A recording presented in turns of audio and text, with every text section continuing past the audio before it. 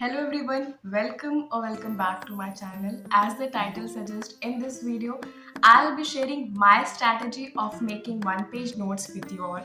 If you're someone who gets overwhelmed with study material and you want to condense information efficiently, then this video is for you. So without further ado, let's get started.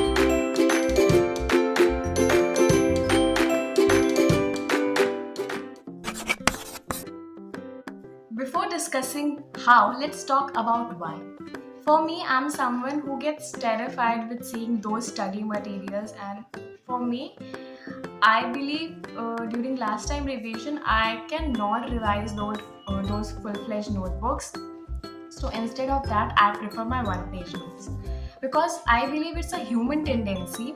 Even someone like me who loves to read, right? But before picking up my novel, my favorite novels I'm talking about, before picking up my favorite novels, I count the pages, that how many pages I have to read, how many pages are left. And अगर वो ज़्यादा होता है, it's like oh god यार बहुत time लगेगा, जो कि नहीं लगने वाला है, but still you have that thought in your mind.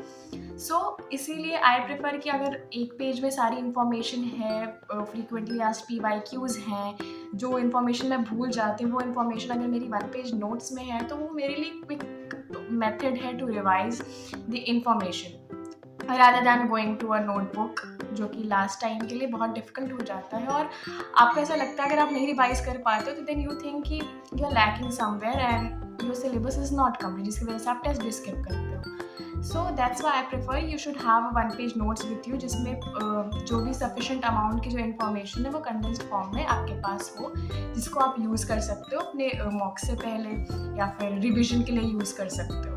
So this is why it is important to have one-page notes with you for subjects like history, geography, or subjects which has a lot of data to memorize. Now let's talk about what should be the approach of making one-page note. How we should make one-page note. The first thing is information.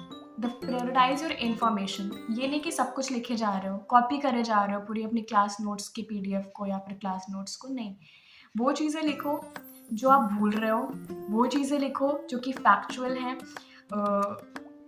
जैसे कि dates हो गई या किसी का नाम हो गया, वो सारी चीज़ें लिखो क्योंकि वो हम भूल जाते हैं. तो अपनी नोट्स में वही चीज़ें लिखो जो आप भूल रहे हो, जो आपको लग रही इंपॉर्टेंट है. अब कैसे करना है? For example, if you are using your class notes और if you are reading any book जिससे आपको नोट्स बनानी है, तो फर्स्ट सिटिंग में बैठो and just go through it thoroughly.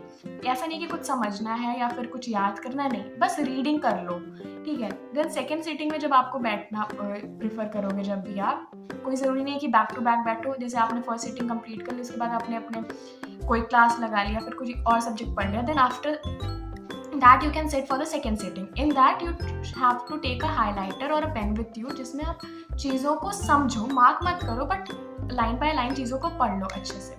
Now in the third sitting same, आपको बैक टू बैक नहीं पढ़ना है. थर्ड सिटिंग में आप तीसरे दिन भी पढ़ सकते हो, दूसरे दिन भी पढ़ सकते हो.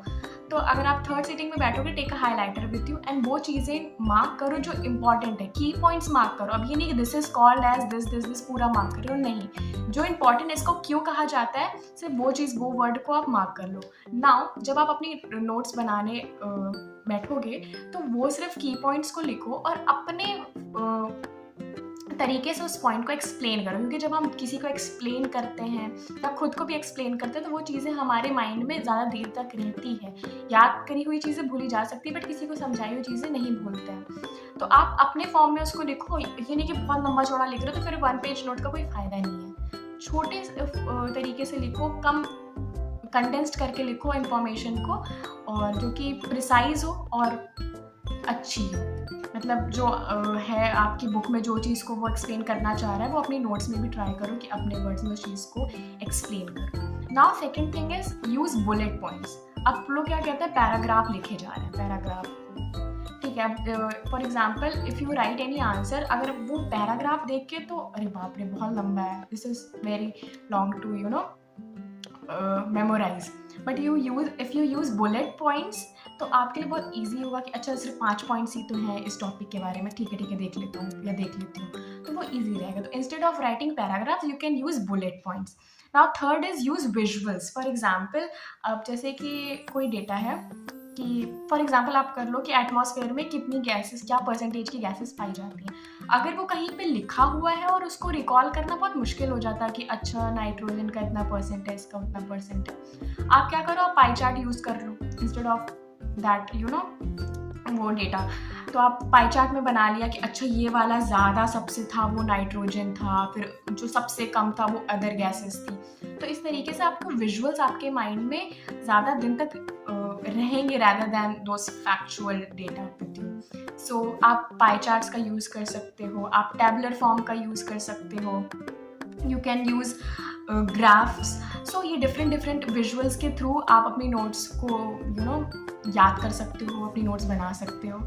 The fourth thing is highlighting and the colour coding.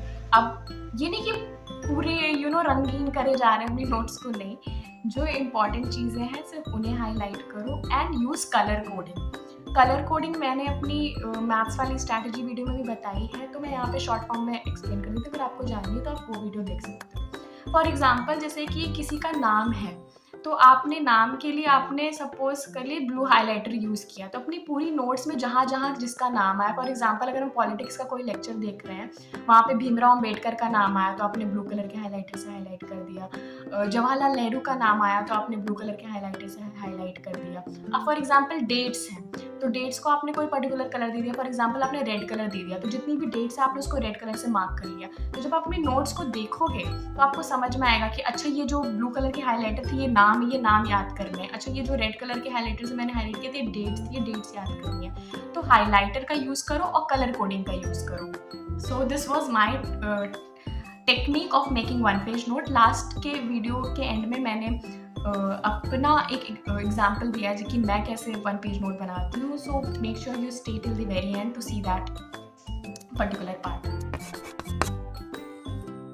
Now let's talk about important tips and tricks which you should keep in your mind while making one page note. The first thing is summarize, don't copy.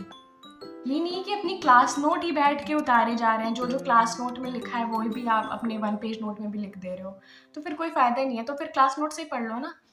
अगर one page note में वही पूरा लिखना है जो अपने class notes में लिखा है, तो there is no use of making one page note, it's a time waste. तो अपनी इंफॉर्मेशन को प्रायोरिटाइज करो कि क्या लिखना है क्या नहीं लिखना है। Summarize, don't copy.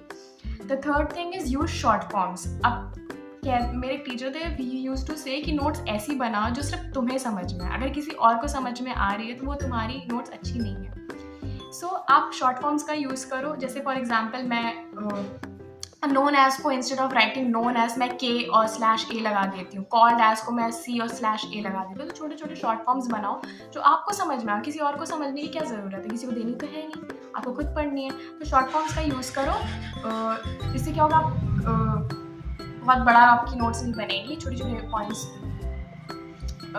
लिखो और शॉर्ट फॉर्म्स का यूज़ करो। The fourth thing is divide page into 3 section.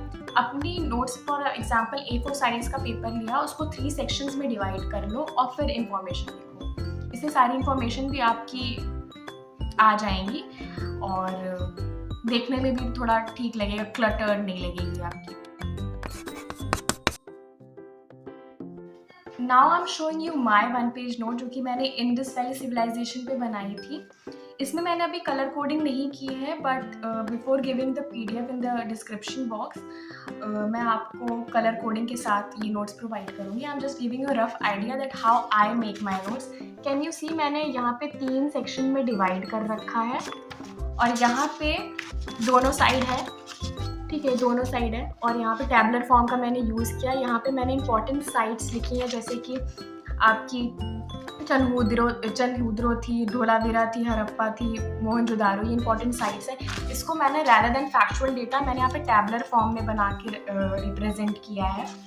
और ये 2 पेज में आराम से ये टॉपिक मेरा कंप्लीट हो गया है। So I add the link of this sorry, I'll add the PDF of this note. आप डिस्क्रिप्शन बॉक्स में देख के एक रफ आइडिया ले सकते हो कि आपको कैसे नोट्स बनानी। देख सकते हो मैंने बहुत बड़ा बड़ा नहीं लिखा है, बहुत छोटा छोटा लिखा हुआ है, और ये पूरे पेज को मैंने ऐसे 3 सेक्शन में डिवाइड किया है। सब हेडिंग्स मैंने रेड कलर से लिखी है, जो भी इंपॉर्टेंट पॉइंट्स वो मैंने पिंक कलर से लिखा हुआ है, और मैंने यहाँ पे देखो बुलेट पॉइंट्स ही यूज़ किया। I don't know it is visible to you और नॉट, बट आप देख लेना PDF की लिंक में। तो वहाँ पे मैंने बुलेट पॉइंट का यूज़ किया है, मैंने पैराग्राफ्स का यूज़ नहीं किया है। और जैसे कि मैंने बताया था कि विजुअल्स यूज़ करो, तो मैंने यहाँ पे जो इंपॉर्टेंट साइट्स वाला डेटा है वो मैंने टैबलर फॉर्म में रिप्रेजेंट करने की कोशिश की है, क्योंकि एक बार में देख के रिवाइज करना बहुत ईजी हो जाता है। एक एक लाइन बहुत मुश्किल होती है, बट टेबल देखिए, अच्छा ठीक है ये सारी चीज़ें, तो आपके लिए रिवीजन ईजी हो जाएगा। इसका मैं PDF अपने डिस्क्रिप्शन बॉक्स में प्रोवाइड कर दूँगी, तो आप उसको डाउनलोड करके एक रफ आइडिया ले लेना कि कैसे करना है, कैसे नहीं बनानी है notes. I hope you found this video helpful and informative. If you, then please don't forget to subscribe to my channel and like this video, share it with your friends, and don't forget to comment. So see you in the next video. Till then, bye bye, take care.